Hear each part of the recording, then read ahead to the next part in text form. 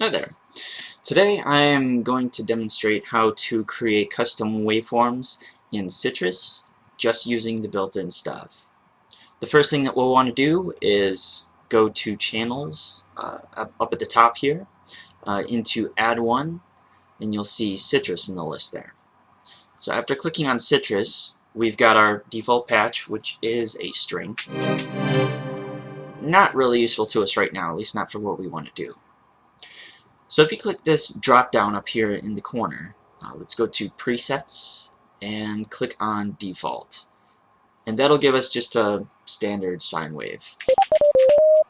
So nothing terribly impressive, but we will shape this. So let's click on Operator 1, and this will allow us to modify the waveform that we've got. The fader that we want to adjust is the one that says shape. It'll be the leftmost one in the collection up here. We want to move that to 50%, and that'll give us a sawtooth waveform. We're also going to want to take this frequency ratio and take it down to 1.0. And we're done with this section here, so the next thing that we want to do is go to the filter section at the top. And we actually want to disable this filter because the filter is actually not what we're using. We are more interested in the wave shaper. So if you go to the wave shaper up here, it'll be the darkened section. We want to enable that, and that'll switch the wave shaper on below that.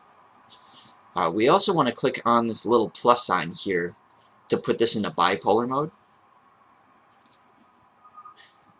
And that'll allow us to fully customize the waveform that we have. So we're done with the filter section. The final thing that we want to do to prepare for playing around with the custom waveform is work with the routing over here. You want to right click on the output dial that's here to disable that. Go down to the row that says F1 in the first column and set that to -100%. And then also under the row F1, we want to increase the output to 100%. So what that does is it takes the first waveform, routes it to the filter section here, and then routes the output from that filter section out to wherever we can mix it elsewhere. And that's all there is to it. We can essentially play around with this wave shaper and create any sort of waveform that we want. If we set it in the middle here, we should get no sound. So I'm going to create a triangle waveform. And you can right-click to place plots. You can right-click the plots to delete them. And right-clicking them will also give you the option to set different curves if you'd like. So that's a triangle waveform that we've just created. We can essentially set these curves to whatever we want, create any kind of waves that we want.